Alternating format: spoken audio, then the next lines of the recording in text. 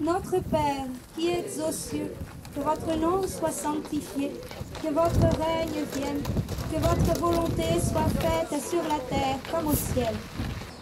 Nous avons au départ un constat. Marie est intervenue à 5 reprises en France au XIXe siècle.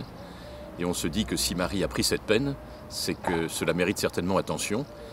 Et découvrir le contenu de tous ces messages, pour nous, pour la France, pour le monde, c'est quelque chose qui mérite attention et qui mérite du temps. D'où l'idée de rejoindre ces 5 lieux d'apparition en prenant le temps de les découvrir et donc en marchant. La branche ouest, c'est celle qui est partie depuis Lourdes, et la branche est, c'est celle qui est partie depuis la Salette. Et donc, la Salette monte vers le nord, vers la rue du Bac à Paris. Lourdes monte vers Pontmain, toujours vers le nord, et nous nous retrouvons le 12 septembre à Pellevoisin. Et donc, nous avons de cette manière la possibilité de retracer le grand thème que Marie a elle-même tracé sur la médaille miraculeuse, donnée en 1830. C'est le premier lieu d'apparition à la rue du Bac. Elle est descendue à la Salette, c'était 1846. Elle est poursuivie sur Lourdes en 1858. Elle est remontée à Pontmain en 1871. Elle a terminé à Pellevoisin en 1875. Ce qui est intéressant de noter, c'est que sur la médaille miraculeuse, Marie a présenté le M déjà. C'était tout à la fois le signe de son nom, et on peut y voir aussi la volonté de Marie de s'inscrire dans un pèlerinage sur la France qui reproduit également ce M.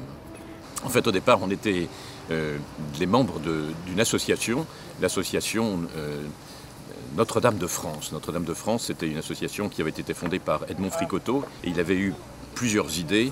Il a notamment eu l'idée de retrouver la magnifique statue qui existait en France à la faveur de l'exposition universelle qui s'est déroulée en France en 1937. Le pavillon pontifical a demandé à un sculpteur de faire une magnifique statue qui était en métal de 7 mètres de haut pour orner justement le pavillon pontifical qui devait être installé au niveau du Trocadéro face à la Tour Eiffel.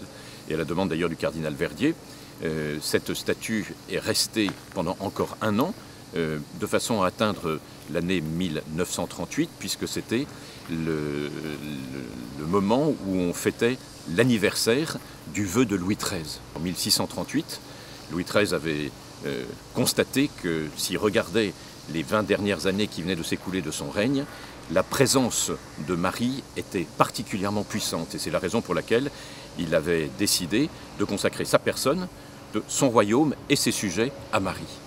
Et on retrouve aussi, parce que nous sommes ici à Saint-Laurent-sur-Sèvre, une omniprésence de Grignon de Montfort, parce que Grignon de Montfort, tout le monde le sait ici, a considérablement inspiré la vie de Jean-Paul II.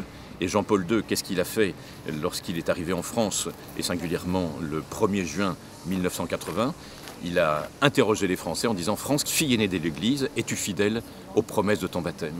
Et ça renvoie encore, et c'est là où c'est très intéressant, dès 496, lorsqu'il y a eu le baptême de Clovis, qui a été le baptême de la France. Et donc lorsque Jean-Paul II renvoie aux promesses de notre baptême, il nous renvoie à notre histoire sainte, et singulièrement à celle qui remonte dès Clovis. On a l'impression de retrouver nos fondations et d'être au cœur justement du réveil que nous sommes d'abord invités à faire pour nous-mêmes, et puis pour notre entourage et pour la France. Et prier pour la France, c'est aussi une idée très forte que Marie n'a cessé d'exprimer à différentes reprises lors de ces 5 apparitions de Marie en France au XIXe siècle.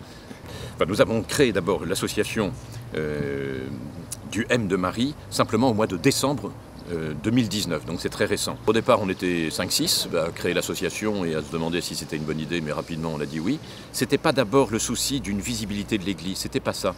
Notre souci, c'était très simplement de rejoindre ceux qui sont à la périphérie de l'Église et que l'Église a du mal à retrouver. Et rien de tel que de marcher dans la sens profonde pour justement être en mesure de croiser physiquement les personnes, quelques personnes qui puissent justement être attirées par ce visage de l'Église qui est peut-être un petit peu insolite, mais qui fait partie de l'Église elle-même.